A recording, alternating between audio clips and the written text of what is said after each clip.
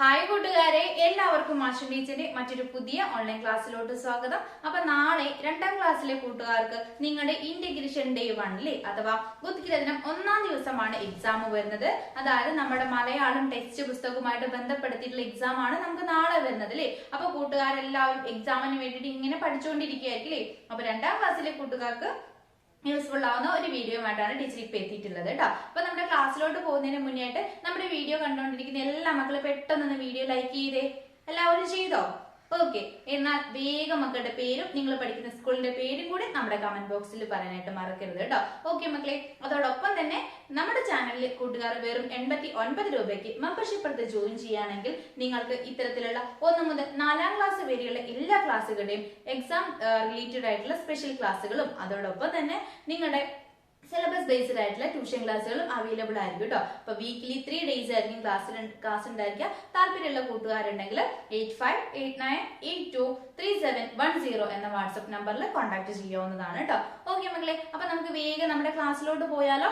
അപ്പൊ നാളെ കൂട്ടുകാർക്ക് നിങ്ങളുടെ മലയാളം എക്സാമുമായിട്ട് ബന്ധപ്പെടുത്തിയിട്ട് മക്കൾ പ്രധാനമായിട്ടും പഠിക്കേണ്ട ഒന്നാണ് വിവിധ വാഹനങ്ങളെ കുറിച്ചിട്ട് മക്കൾ അറിഞ്ഞിരിക്കണം കേട്ടോ. നമ്മുടെ പാഠഭാഗത്ത് പഠിക്കുന്നുണ്ടല്ലോ, ഒരുപാട് വാഹനങ്ങളെ കുറിച്ച് നമ്മൾ പഠിക്കുന്നുണ്ട്. അപ്പൊ വാഹനങ്ങളുടെ ചിത്രങ്ങൾ തന്നാൽ അതിന്റെ പേരെന്താന്ന് നമുക്ക് അറിഞ്ഞിരിക്കണം.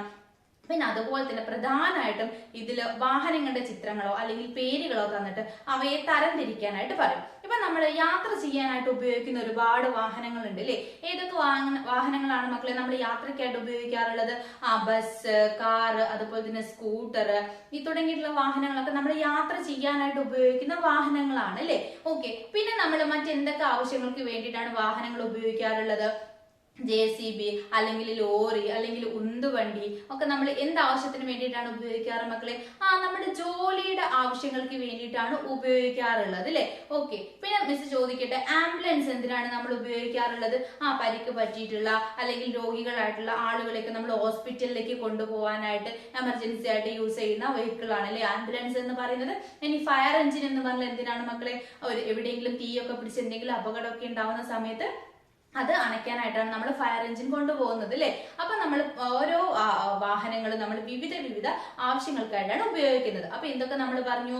യാത്ര ചെയ്യാനായിട്ട് നമ്മൾ വാഹനങ്ങൾ ഉപയോഗിക്കാറുണ്ട്. അതുപോലെ തന്നെ ജോലിക്കായിട്ട് നമ്മൾ വാഹനങ്ങൾ ഉപയോഗിക്കാറുണ്ട്. പിന്നെ മറ്റാവശ്യങ്ങൾക്കായിട്ട് നമ്മൾ എന്ത് ഉപയോഗിക്കാറുണ്ട് മക്കളെ? വാഹനങ്ങൾ ഉപയോഗിക്കാറുണ്ട്. അപ്പൊ മക്കൾ ആ ഒരു ക്ലാസിഫിക്കേഷൻ വാഹനങ്ങളെ കുറിച്ച് അറിഞ്ഞിരിക്കുക കേട്ടോ. അതുപോലെ തന്നെ വളരെ ഇമ്പോർട്ടന്റ് ആണ് ഇന്ധനം ആവശ്യമുള്ള വാഹനങ്ങൾ ഏതൊക്കെയാണെന്നുള്ളതും ഇന്ധനം ആവശ്യമില്ലാത്ത വാഹനങ്ങൾ ഏതൊക്കെയാണെന്നുള്ളത്. ചിലപ്പം മക്കൾക്ക് അങ്ങനെയായിരിക്കും, വാഹനങ്ങളുടെ ചിത്രങ്ങളോ പേരുകളോ തന്നിട്ട് അനുയോജ്യമായ രീതിയിൽ തരംതിരിക്കൂ എന്ന് മാത്രമേ പറയുള്ളൂ. അത് യാത്രയ്ക്ക് ചെയ്യുന്ന വാഹനങ്ങളാണോ അല്ലെങ്കിൽ ഇന്ധനങ്ങൾ ആവശ്യമുള്ള വാഹനങ്ങളാണ് എന്നുള്ള രീതിയിൽ തരംതിരിക്കൂ എന്ന് പ്രത്യേകം പറയില്ല. നിങ്ങൾ അത് മനസ്സിലാക്കിയിട്ട് വേണം തരംതിരിക്കാനായിട്ട്. അപ്പൊ വാഹനങ്ങളെ മറ്റൊരു രീതിയിൽ നമുക്ക് എങ്ങനെ തരംതിരിക്കാം? ഇന്ധനം ആവശ്യമുള്ള വാഹനങ്ങളെന്നും ഇന്ധനം ആവശ്യമില്ലാത്ത വാഹനങ്ങളെന്നും തരംതിരിക്കുക അല്ലെ. അപ്പം ഇന്ധനം ആവശ്യമുള്ള വാഹനങ്ങൾ ഏതൊക്കെയാണ് മക്കളെ? ബസ്സിന് ഇന്ധനം വേണം, കാറിന് ഇന്ധനം വേണം, സ്കൂട്ടർ ഓടാൻ എന്ത് വേണം മക്കളെ? ഇന്ധനം വേണം, ജീപ്പിന് എന്ത് വേണം മക്കളെ? ഇന്ധനം വേണം അല്ലെ. ഇതിനൊക്കെ എന്ത് വേണം? ഇന്ധനം ആവശ്യമുണ്ട്. ഇനി ഇന്ധനം ആവശ്യമില്ലാത്തത് ഏതൊക്കെയാണ് മക്കളെ? സൈക്കിൾ ഓടിക്കാനായിട്ട് നമുക്ക് ഇന്ധനത്തിന് ആവശ്യമുണ്ടോ?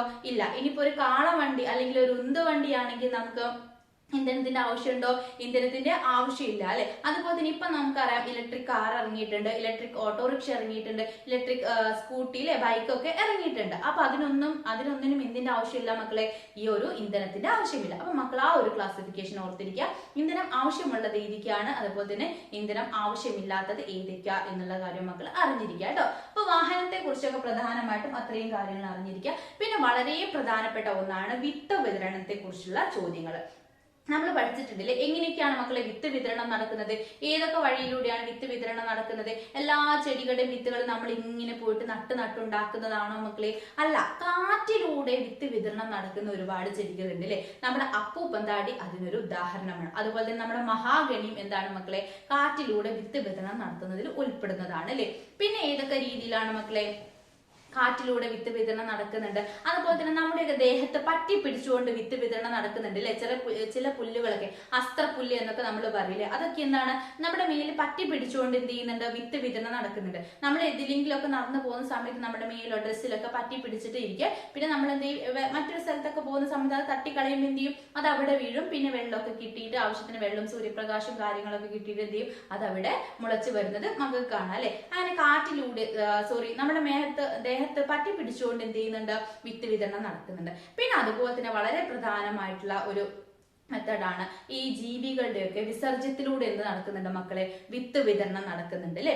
ഇപ്പൊ നമ്മുടെ പേരയ്ക്ക അത്തരത്തിൽ നടക്കും. അതായത് കാക്കയെ പോലുള്ള എന്തെങ്കിലും പക്ഷികളൊക്കെ എന്ത് ചെയ്യും, ഇത് കഴിച്ചതിന് ശേഷം അത് അവരെവിടെയെങ്കിലും പോയിട്ട് വിസർജനം ചെയ്യുകയാണെങ്കിൽ എന്ത് സംഭവിക്കും, അതിലെ വിത്ത് അവിടെ മണ്ണിൽ വീഴുകയും അവിടുന്ന് പുതിയൊരു ചെടി ഉണ്ടാവുകയും ചെയ്യും.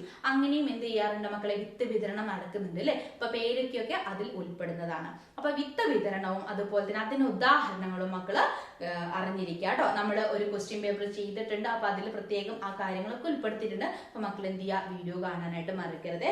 ഓക്കെ ദെൻ മക്കളെ, പിന്നെ അവിടെ ഒരു ഭാഗത്ത് പ്രധാനമായിട്ടും പറയുന്ന മറ്റൊരു കാര്യമാണ്, നമുക്ക് ഭക്ഷ്യയോഗ്യമായിട്ടുള്ള ഒരുപാട് ഇലകളുണ്ട് അല്ലെ. അതായത് നമ്മൾ ആഹാരത്തിൽ ഉൾപ്പെടുത്തുന്ന ഒരുപാട് ഇലകളുണ്ട്. ഏതൊക്കെയാണ് മക്കളെ, നമ്മൾ ചീരയില എന്താക്കും, തോരൻ വെച്ചൊക്കെ നമ്മൾ കഴിക്കാറുണ്ട് അല്ലെ. അതുപോലെ തന്നെ മുരിങ്ങയില നമ്മൾ കഴിക്കാറുണ്ട്. പിന്നെ അതുപോലെ തന്നെ മത്തന്റെ ഇല നമ്മൾ കഴിക്കാറുണ്ട്.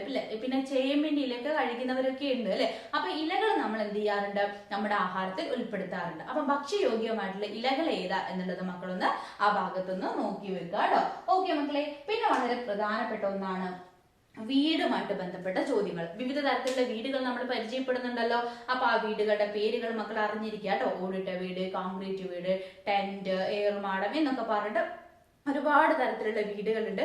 അപ്പൊ ആ വീടുകളുടെ പേരുകൾ പഠിക്കുക. അതുപോലെ ഇമ്പോർട്ടന്റ് ആയിട്ടുള്ള മറ്റൊന്നാണ് വീട് നിർമ്മാണവുമായി ബന്ധപ്പെട്ടിട്ടുള്ള ഘട്ടങ്ങൾ എങ്ങനെയൊക്കെയാണ്, അത് നമ്മളൊരു പാട്ടിലൂടെ പഠിക്കുന്നുണ്ട് അല്ലെ. അപ്പൊ അത് മക്കൾ അറിഞ്ഞിരിക്കുക. ആദ്യം ഏത് ചെയ്യണം, പിന്നെ ഏതാണ് ചെയ്യുന്നത്. അപ്പൊ വീട് നിർമ്മാണത്തിന്റെ ഘട്ടങ്ങളും അതോടൊപ്പം തന്നെ വീട് നിർമ്മാണവുമായി ബന്ധപ്പെട്ട തൊഴിലുകൾ, അത് വളരെ ഇമ്പോർട്ടന്റ് ആണ്. ഒരുപാട് കാലങ്ങളായിട്ട് റിപ്പീറ്റ് ചെയ്ത് വരുന്ന ചോദ്യമാണ് ഈ വീട് നിർമ്മാണവുമായി ബന്ധപ്പെട്ട തൊഴിലുകൾ ഏതൊക്കെയാ എന്നുള്ളത്.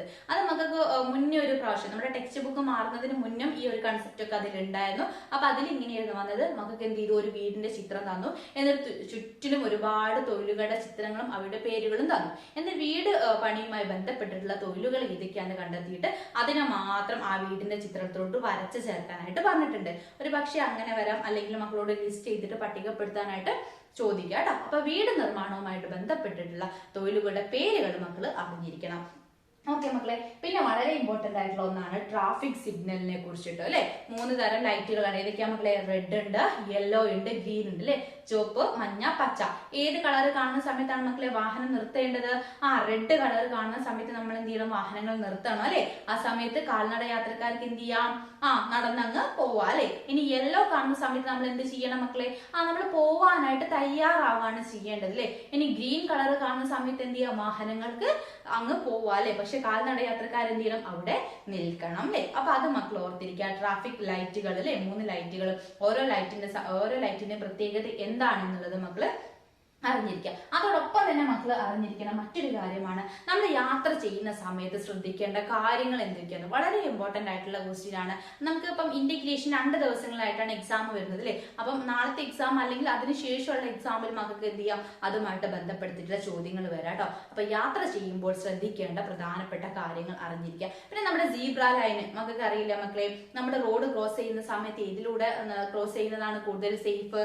നമ്മുടെ സീബ്ര വരയിലൂടെ നടക്കുന്നതാണ്. അപ്പൊ ആ കാര്യങ്ങളൊക്കെ ഓർത്ത് വരിക. പിന്നെ ഇരുചക്ര വാഹനങ്ങളിൽ പോകുന്ന സമയത്ത് ഹെൽമെറ്റ് ഇടണം എന്നുള്ള കാര്യം കൂട്ടുകാർക്ക് അറിയാം. മൊബൈലിൽ സംസാരിച്ചുകൊണ്ട് നമ്മൾ പോകാനായിട്ട് പാടില്ല. പിന്നെ ബസ്സിലൊക്കെ യാത്ര ചെയ്യുന്ന സമയത്ത് നമ്മൾ കൈയും തലയും ഒന്ന് പുറത്തിടാനായിട്ട് പാടില്ല. ഇത്തരം കാര്യങ്ങളൊക്കെ കൂട്ടുകാർക്ക് അറിയാലോ, അതൊക്കെ ഒന്ന് ഓർത്ത് വെക്കുക. വളരെ സിമ്പിൾ ആയിട്ടുള്ള ക്വസ്റ്റ്യൻ ആണ്. ഓക്കെ മക്കളെ, അപ്പൊ ട്രാഫിക്കുമായിട്ട് ബന്ധപ്പെടുത്തിയിട്ട് അത്രയും കാര്യങ്ങളൊക്കെയാണ് പറയാനായിട്ടുള്ളത്. പിന്നെ നമ്മൾ വിവിധ തരം ആഹാര വിഭവങ്ങളെ കുറിച്ച് നമ്മൾ പഠിക്കുന്നുണ്ട് അല്ലെ. ഒരുപാട് ആഹാര വിഭവങ്ങളൊക്കെ നമ്മൾ പരിചയപ്പെട്ടിട്ടുള്ളതാണ്. അതുപോലെ തന്നെ ഒരുപാട് പലഹാരങ്ങളൊക്കെ നമ്മൾ കഴിച്ചിട്ടുള്ളതാണ്. ചിലപ്പോൾ കൂട്ടുകാരുടെ സ്കൂളിലൊക്കെ പലഹാരമേളയും മറ്റൊക്കെ നടന്നിട്ടുണ്ടായിരിക്കും അല്ലെ. അപ്പൊ അതും മക്കൾ എന്ത് ചെയ്യുക, വളരെ ഇമ്പോർട്ടന്റ് ആണ്, നോക്കി വെക്കുക. നമ്മൾ ആവിയിൽ വേവിക്കുന്നവ, അതുപോലെ തന്നെ ചുട്ടെടുക്കുന്നവ, പിന്നെ നമ്മൾ വേവിക്കാതെ കഴിക്കുന്നവയൊക്കെ ഇല്ല മക്കളെ, അവ ഓരോന്നും ഏതാണെന്ന് മനസ്സിലാക്കിയിട്ട് അവയുടെ പേരുകൾ മക്കൾ അറിഞ്ഞിരിക്കണം കേട്ടോ. അത് നമുക്ക് ചോദിക്കുന്ന ക്വസ്റ്റ്യൻ ആണ്. ആവിയിൽ വേവിക്കുന്നതിൽ നമുക്ക് ഇഡലി, അതുപോലെ തന്നെ നൂലപ്പം, പുട്ട്, ഇലയട, കൊഴുക്കട്ട തുടങ്ങിയിട്ടുള്ളവയൊക്കെ ഉൾപ്പെടുത്താം അല്ലെ. അതുപോലെ തന്നെ ചുട്ടെടുക്കുന്നത് അഥവാ എണ്ണയിലിട്ട് വറുത്തെടുക്കുന്നത്, ചുട്ടെടുക്കുന്നതല്ല മക്കളെ, എണ്ണയിലിട്ട് വറുത്തെടുക്കുന്നത് ഏതൊക്കെയാണ് മക്കളെ? വറുത്തെടുക്കുന്നത് നമുക്ക് പറയാം നെയ്യപ്പം, ഉണ്ണിയപ്പം, പഴംപൊരി, സമൂസ എന്നിങ്ങനെ തുടങ്ങിയിട്ടുള്ള അച്ചപ്പം, കുഴലപ്പം തുടങ്ങിയിട്ടുള്ളവയൊക്കെ എന്താണ്? വറുത്തെടുക്കുന്നവയിൽ ഉൾപ്പെടുന്നതാണ് അല്ലെ. പിന്നെ നമ്മൾ വേവിക്കാതെ കഴിക്കുന്നവയിൽ നമുക്ക് പഴങ്ങളുടെ പേരുകളെല്ലാം പറയാം അല്ലെ. ആപ്പിള്, മുന്തിരി, ഓറഞ്ച് തുടങ്ങിയിട്ടുള്ള എല്ലാ പഴങ്ങളുടെയും പേരുകൾ പറയാം. പിന്നെ അതുപോലെ തന്നെ മോര്, തൈര് തുടങ്ങിയിട്ടുള്ളവയൊക്കെ എന്താണ്? നമ്മൾ വേവിക്കാതെ കഴിക്കുന്നവയിൽ ഉൾപ്പെടുന്നതാണ് അല്ലെ. അപ്പം ആഹാരവുമായി ബന്ധപ്പെടുത്തിയിട്ട് അത്രയും കാര്യങ്ങളൊക്കെ അറിഞ്ഞിരിക്കുക. അതുപോലെ തന്നെ ഏതെങ്കിലും ഒരു വിഭവം തയ്യാറാക്കാവുന്ന വിധവും മക്കളൊന്ന് അറിഞ്ഞിരിക്കുക കേട്ടോ. വലുതൊന്നും വേണ്ട, നിങ്ങൾക്ക് പറ്റുന്ന ഏതെങ്കിലും ചെറിയത്, അറ്റ്ലീസ്റ്റ് സാലഡ് തയ്യാറാക്കുന്നത് എങ്ങനെയാണ് എന്നുള്ള കാര്യങ്ങളും മക്കൾ നോക്കി വെക്കുക. ചിലപ്പോൾ നമ്മളോട് ഒരു വിഭവം തയ്യാറാക്കാവുന്ന വിധം എഴുതാനൊക്കെ പറയുകയാണെങ്കിൽ മക്കൾ അറിഞ്ഞിരിക്കണം. അപ്പൊ അങ്ങനെ പറയുന്ന സമയത്ത് നമ്മൾ ആദ്യം ചെയ്യേണ്ടത് എന്താണ്? ആ വിഭവം തയ്യാറാക്കാൻ ആവശ്യമായിട്ടുള്ള സാധനങ്ങൾ എന്തൊക്കെയാണെന്നുള്ള ലിസ്റ്റ് ചെയ്യുക. അതിനുശേഷമാണ് തയ്യാറാക്കുന്ന വിധം എഴുതേണ്ടത്. അത് മക്കളെ ഒന്ന് ശ്രദ്ധിക്കുക കേട്ടോ. ഓക്കെ. പിന്നെ മക്കൾക്ക് വരാവുന്ന മറ്റൊരു കാര്യം എന്ന് പറയുന്നത് കടങ്കഥകളാണ്. അത് നമ്മുടെ പാഠഭാഗവുമായിട്ട് ബന്ധപ്പെടുത്തിയിട്ടൊക്കെ നമ്മൾ ഒരുപാട് കടങ്കഥകൾ പരിചയപ്പെട്ടിട്ടുണ്ട്. അപ്പൊ അതൊക്കെ മക്കൾ എന്ത് ചെയ്യുക? ഒന്നുകൂടി നോക്കി വെക്കുക കേട്ടോ. കടങ്കഥ നമ്മുടെ പാഠഭാഗത്തിൽ തന്നെ വരണമെന്നില്ല, പുറത്തു നിന്നും വരാനുള്ള സാധ്യതയുണ്ട്. എങ്കിലും മക്കൾ എന്ത് ചെയ്യുക? നമ്മുടെ പാഠഭാഗവുമായിട്ട് ബന്ധപ്പെടുത്തിയിട്ട് പഠിച്ചിട്ടുള്ള കടങ്കഥകളൊക്കെ നോക്കുന്നത് നന്നായിരിക്കും കേട്ടോ.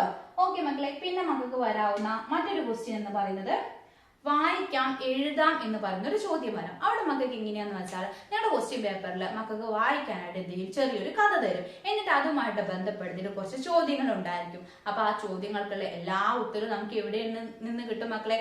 നമുക്ക് വായിക്കാനായിട്ട് തന്നിട്ടുള്ള ആ ഒരു ഭാഗത്തുണ്ടായിരിക്കില്ലേ. അപ്പൊ മക്കള് ഒരു 1-2 പ്രാവശ്യം നിങ്ങൾക്ക് വായിക്കാനായിട്ട് തന്നിട്ടുള്ള ആ കഥാഭാഗം നന്നായിട്ട് വായിച്ചതിന് ശേഷം ചോദ്യത്തിലോട്ട് പോവാ. ആ ചോദ്യത്തിനുള്ള എല്ലാ ഉത്തരവും നമുക്ക് വായിക്കാനായിട്ട് തന്നിട്ടുള്ള കഥയിൽ ഒളിഞ്ഞിരിക്കുന്നുണ്ടാവും കേട്ടോ. അപ്പൊ 5 മാർക്കിന്റെ ക്വസ്റ്റ്യൻ ആയിരിക്കും ഉണ്ടായിരിക്കുക. അപ്പൊ 5 മാർക്ക് വെറുതെ നമുക്ക് കിട്ടുന്നതാണ്. നമ്മുടെ ചോദ്യ പേപ്പറിൽ തന്നെ അതിന്റെ ആൻസേഴ്സ് ഉണ്ടായിരിക്കും. മക്കൾ കൃത്യമായിട്ട് വായിച്ചാൽ നമുക്ക് അതിന്റെ ഉത്തരം കിട്ടും കേട്ടോ.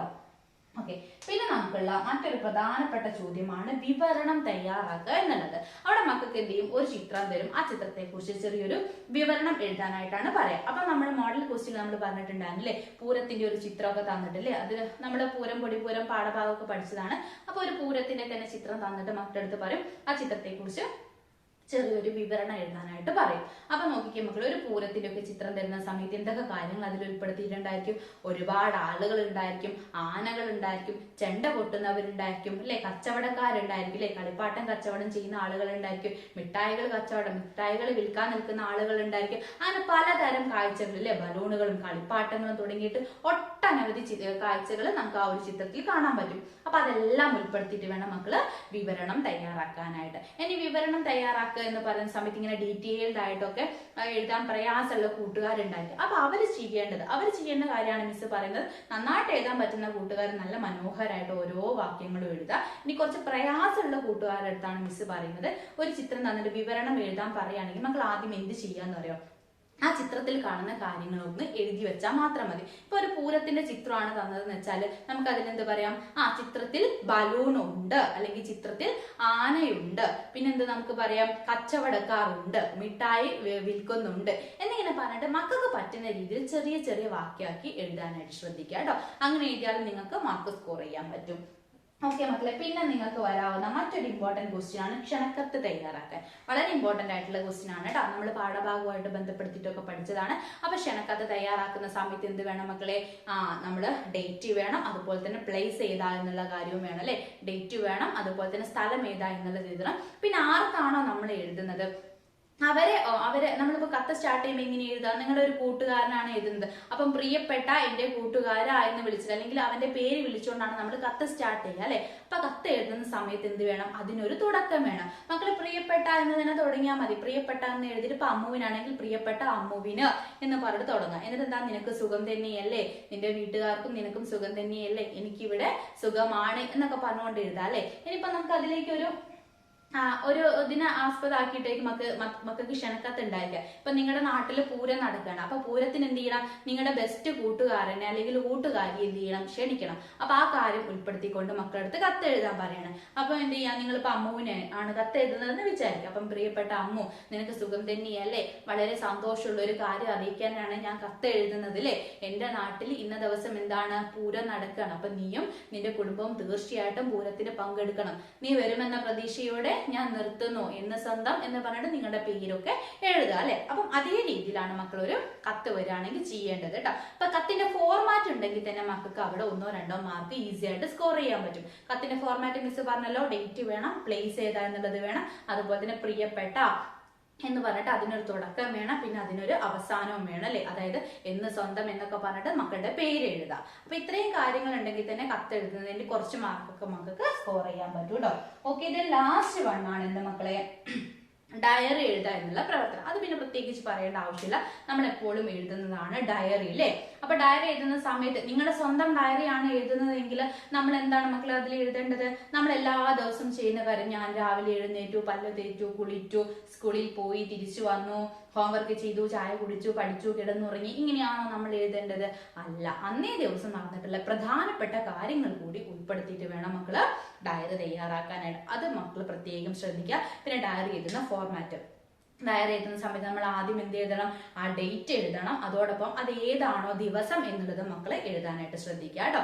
എന്നിട്ട് ഇന്ന് എനിക്ക് വളരെ സന്തോഷമുള്ള ഒരു ദിവസമായിരുന്നു എന്ന് പറഞ്ഞിട്ട് എന്ത് ചെയ്യണം, ഡയറിക്ക് നല്ലൊരു തുടക്കം വേണം.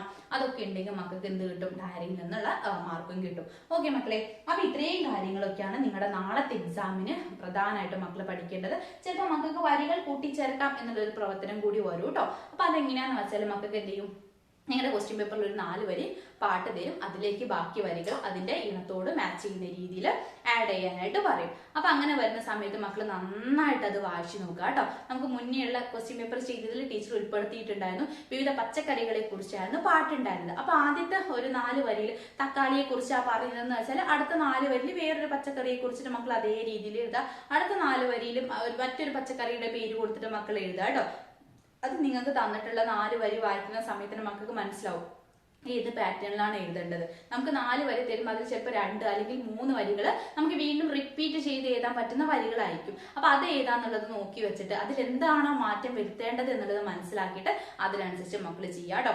ഓക്കെ മക്കളെ, അപ്പൊ നമുക്ക് നാളത്തെ നിങ്ങളുടെ എക്സാമിനായിട്ട് പ്രധാനമായിട്ട് ഇത്രയും കാര്യങ്ങളൊക്കെ പഠിക്കാം കേട്ടോ. അപ്പൊ മക്കൾ എല്ലാവരും നല്ല രീതിയിൽ തന്നെ എക്സാമിന് വേണ്ടിയിട്ട് തയ്യാറെടുക്കുക. പിന്നെ കുറച്ച് കൂട്ടുകാരുടെ നമ്മുടെ വീഡിയോ ലൈക്ക് ചെയ്യാതെ കാണുന്നുണ്ട്, അപ്പൊ പെട്ടെന്നൊന്ന് വീഡിയോ ലൈക്ക് ചെയ്യുക. അതോടൊപ്പം തന്നെ വീഡിയോ യൂസ്ഫുൾ ആയിട്ടുണ്ടോ ഇല്ല എന്നുള്ള കാര്യം കൂടി നമ്മുടെ കമന്റ് ബോക്സിൽ പറയാനായിട്ട് മറക്കരുത്. അതോടൊപ്പം തന്നെ വെറും 89 രൂപ മാത്രമേ ഉള്ളൂ നമ്മുടെ ചാനലിൽ മെമ്പർഷിപ്പ് എടുത്ത് ജോയിൻ ചെയ്യാനായിട്ട്. അപ്പൊ താല്പര്യമുള്ള കൂട്ടുകാരുണ്ടെങ്കിൽ മെമ്പർഷിപ്പ് എടുത്ത് ജോയിൻ ചെയ്യാവുന്നതാണ് കേട്ടോ. ഓക്കെ മക്കളെ, അപ്പൊ ഇന്നത്തെ വീഡിയോ യൂസ്ഫുൾ ആയിട്ടുണ്ടായിരിക്കും. മറ്റൊരു പുതിയ ക്ലാസ്സുമായിട്ട് നമുക്ക് അടുത്ത ദിവസം വീണ്ടും കാണാം.